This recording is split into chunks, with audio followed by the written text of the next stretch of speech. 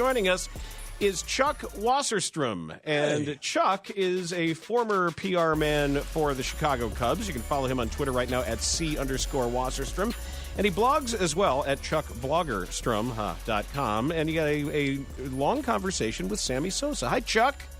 Hi, guys. Hi, Dan. Hi, Jason.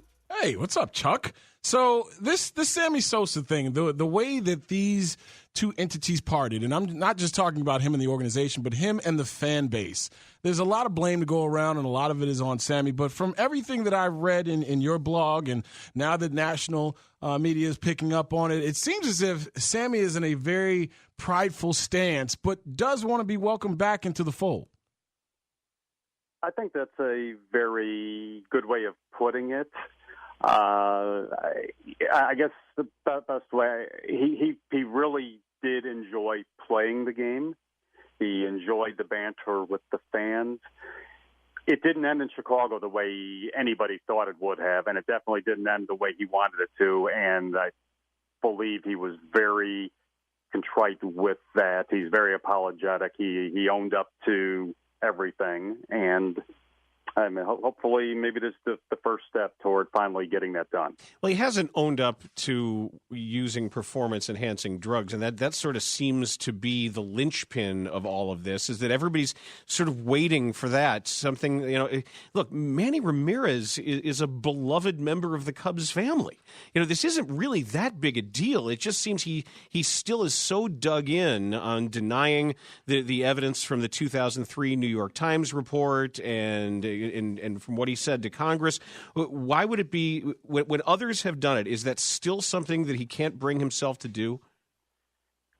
Yeah, it's a very good question. That's hard for me to answer.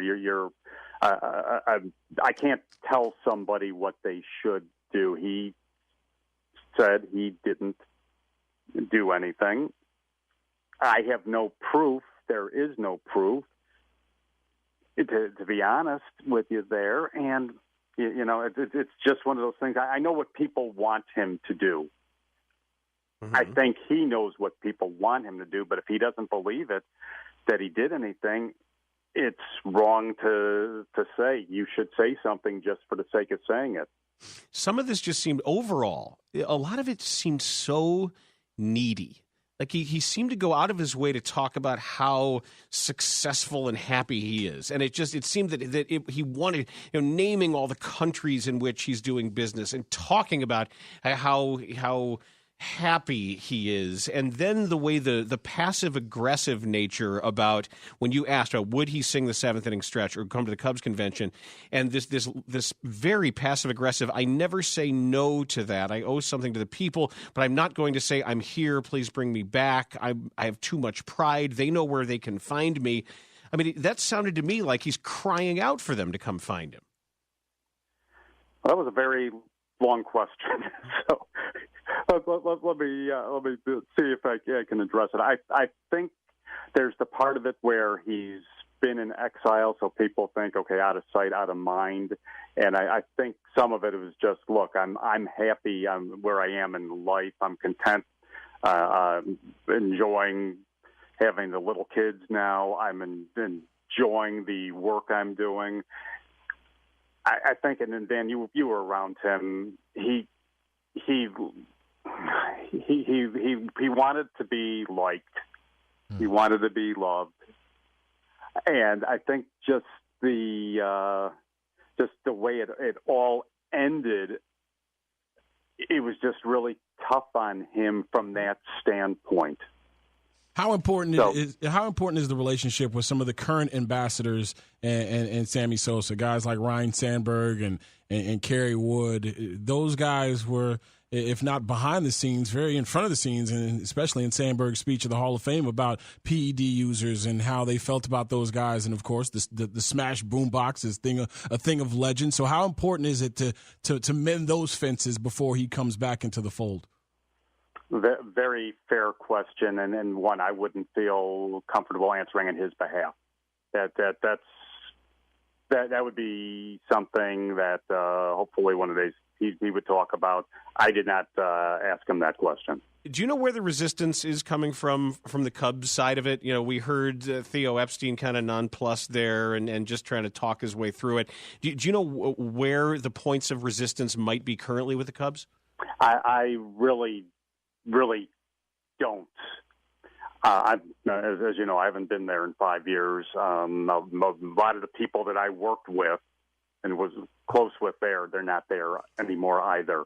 So that's not for me to be able to answer. That's for people who are there to answer. What made you want to write this conversation with Sammy Sosa? Did it just come about? Did he get in touch with you? Were you thinking to yourself, I wonder what Sammy's doing? What was the genesis of this? You know, I have my own personal site where I do my stories of my time there. I was with the Cubs 25 years. I did a handful of Where Are They Now type stories last year, and I happened to be having lunch with Rebecca Polaronis, who does a lot of his publicity, and we had lunch, and it's like, would he be willing to do it? He hasn't done a whole lot of interviews the last 4 or 5 years, and it was just it took a little time. He wanted to do it when he was in the States and all that, and last week she reached out and said, "Hey, Sammy's in the country. Do you want to talk to him? When can you do it?" And it just happened like that. But like I said, I've talked to, I'm guessing off the top of my head about 15 or so guys over the last year. Some I hadn't talked to in a long time, and that was just the genesis of it. Why did the Cubs decide to do what they did in making sure everybody knew that Sammy Sosa left that game early, and knowing that they could seize on that, even say, "Oh no, we've got videotapes of when he left," and it just seemed like a concerted, aggressive turn against him that started this particular divorce. And I don't know if there was all sorts of a forethought, just looking for that opportunity, or it was in the moment they said, well, he left and there's going to be an outcry here, let's get on the right side of it and essentially smear him. I honestly wish I could answer that question for you. I mean, I was working for the team. I was there. I was in the baseball operations department at that point in time. It wasn't one of those, "Oh, let's hope we can catch him" type of things or anything like that. It happened, and boom, just like that, it went viral. I wish I could have. I know he wishes he could have turned back the clock, and if he had not done that, stayed to the end of the game, who knows what the future might have held. I mean, chances are he would have still been traded at that point in time. It was, the time for some other things to be taking place. But the way it ended could have been a lot better, and that could have changed a whole lot of things. But what were you thinking at the time? When you knew, it was very clear what the team was doing, and we were talking about it as it was happening, and here you were on the inside. What's running through your mind as all this stuff is going on, and you were one of the people in charge of massaging the flow of information? No, I would not have been at that point. I was no longer in that department. Oh, you're baseball ops at that point. I was in baseball ops, so I mean that was, and I'm not trying to say I'm blameless in it. I was not involved. So I was not in a position to do anything. I'm not casting blame. I'm just trying to get some sense of, because the feelings are so complicated here. You've got what actually happened, and then you've got the way everybody involved seems to feel about it. And as I mentioned when we started the show today, that when Sammy's involved, there's always these differences between what's real and what's perceived. The way Sammy sort of vaingloriously sees himself almost as an outsized cartoon character. The way his stats became sort of outsized. The relationship that he had with people as an entertainer as much as a baseball player. You never quite knew what's real. And I guess for me right now, I don't know what's real. I don't know if Sammy's still trying to present himself as now businessman and international mogul Sammy Sosa, or whether the Cubs and the current Cubs administration knows or cares about that level of it. I'm trying to get at, essentially now, after all this time, is anything now more real? Again, very, very loaded questions you're asking me. All right, Chuck. We'll talk to you some other time, man. We appreciate your time. Thank you so much. Thank you. We appreciate it. Thank you. That's Chuck Wasserstrom here on the Bernstein and Goff Show. I don't have time for that. I mean, if you don't know how to answer questions or questions are too long for you, you wrote a blog, people are talking about it now. I don't have time for that. We're going to talk about other things at the top of the hour here on the Bernstein and Goff Show. Well, that was a first for me. And I know I might have done it. I don't know if I've ever thrown something at a wall. That interview turned me to die. If you were watching, well, it was a pen. But if you're watching on the video stream, I can't remember.